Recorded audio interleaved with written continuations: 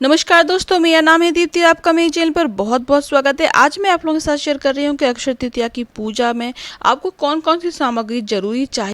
तो चलिए हमारे वीडियो को शुरू करते हैं।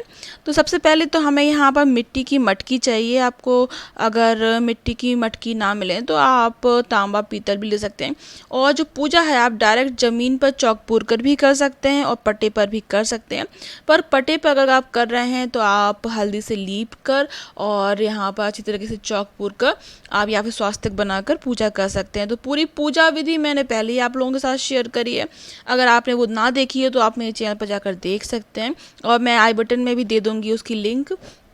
तो सबसे पहले हमें जो सामान चाहिए, तो हमें यहाँ पर आम के पत्ते चाहिए। आम के पत्ते बहुत ही शुभ होते हैं हर पूजा पाठ में रखने से। आपका जो जहाँ पर आप पूजा कर रहे हैं वो पवित्र हो जाता है। और यहाँ पर मैंने मिट्टी की मटकी ली है और जो बीच में मटका रखेंगे हम वो थोड़ा सा बड़ा होगा क्योंकि हम इसको दान में देते हैं। और यहाँ पर हमें घी का दीपक जलाने के लिए एक दिया चाहिए। तो दिया आप नॉर्मल भी ले सकते हैं, मिट्टी का भी ले सकते हैं और आपके पास जो नॉर्मल होता है तांबे पीतल का वो भी ले सकते हैं।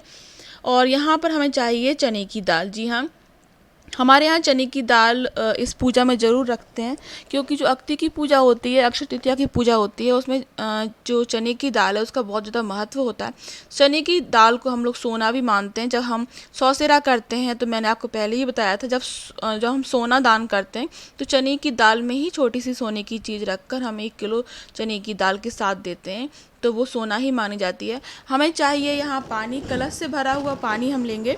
और यहाँ पर जो पानी है आप नॉर्मल ले सकते हैं, जैसे कि आप अपने जो पूजा में यूज़ होता है वैसे। और यहाँ देखिए मैं तांबे की और पीतल के दोनों के आपको कलश बता रही हूँ। अगर आपके पास ये भी ना हो तो आप सिंपल जो हमारे स्टील के ग्लास होते हैं, स्टील की कटोरियाँ होती हैं घर में, वो ले सकते हैं।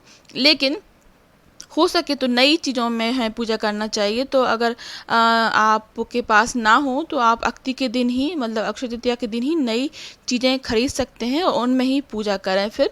तो यहाँ कपूर की आरती भी हमें ज़रूर करना है पूरी पूजा होने के बाद।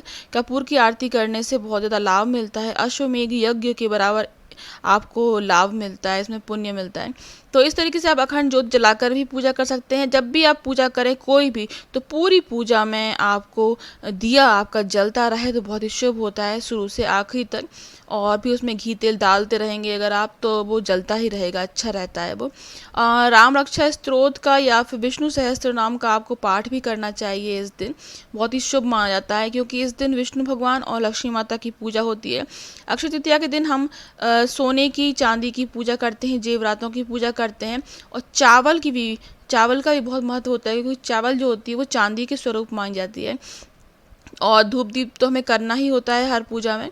तो चावल होता है, चावल और मिट्टी से भरे हुए कलश और ठंडे फल, यानी कि जो गर्मियों में फल आते हैं, वो सीज़न के जो फल होते हैं वो हमें दान में देने चाहिए, तो बहुत ही अच्छा होता है। और हमारे यहाँ पर जो कच्चे आम होते हैं या फिर फल होता है कोई भी, वो मटकी के ऊपर रखा जाता है इस तरीके से, आम के पत्ते के ऊपर। इसमें हम पानी भरकर, चने की दाल भरकर और रखते हैं और उसकी पूजा करते हैं। तो यहाँ जो फल हैं वो आप मौसमी ले सकते हैं, जो मौसम में फल आते हैं वही।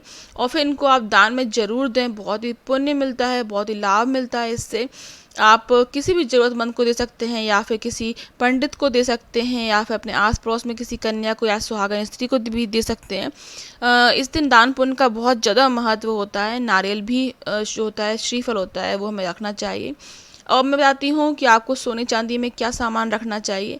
तो लक्ष्मी माता की जब पूजा करते हैं तो उसमें हम शंख चक्र और कौड़ियाँ ज़रूर रखते हैं। तो अगर आपके पास ये सब चीज़ें हैं तो ये आप ज़रूर निकाल कर रखें, जैसे कि हम धनतेरस पे पूजा करते हैं। तो मेरे पास चांदी के गणेश जी और लक्ष्मी जी हैं, तो मैं इनको ही रख कर पूजा करती हूँ चांदी के पट्टे के ऊपर। तो आपके पास जैसी सुविधा हो, जो भी आपके पास सामान हो, वो आप ज़रूर रखें।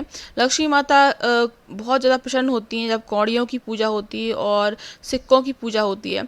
तो अगर आपके पास ये सब चीज़ नहीं हो तो आपके पास जो भी आप पहने हो, या फिर आप सोना पहने हो या चांदी पहने हो या कुछ भी, तो नई अगर हो सके तो नई खरीद कर उनकी पूजा करें, नहीं हो तो आप उनको साफ़ जो पहले से रखे उनको साफ़ कर धोकर उनकी भी पूजा कर सकते हैं। बस पूजा में आपको सोना चांदी ज़रूर रखना चाहिए और पैसे रखना चाहिए। और जहाँ पर आप पूजा कर रहे हैं करने के बाद जहाँ पूजा करते हैं वहाँ पर आप जो कौड़ियों की पूजा करते हैं उनको भी लाल कपड़े बांध कर आप तिजोरी में रखेंगे, तो उससे भी आपकी बरकत होती है, आपके घर में धन लाभ होता है, धन में वृद्धि मानी जाती है। और जहाँ पर हम पूजा करते हैं उसके बाद आप वो दिया वो धूप दीप अपने तिजोरी में भी ज़रूर दिखाएं, जिससे कि वहाँ का जो माहौल है, जो आपका वातावरण है वो पवित्र हो, और पूरे घर में भी धूप दीप जरूर दिखाना चाहिए। तो आज का ये वीडियो मैं यहीं समाप्त करती हूँ। आपका बहुत बहुत धन्यवाद। ज़्यादा से ज़्यादा इस वीडियो को ज़रूर शेयर कीजिएगा।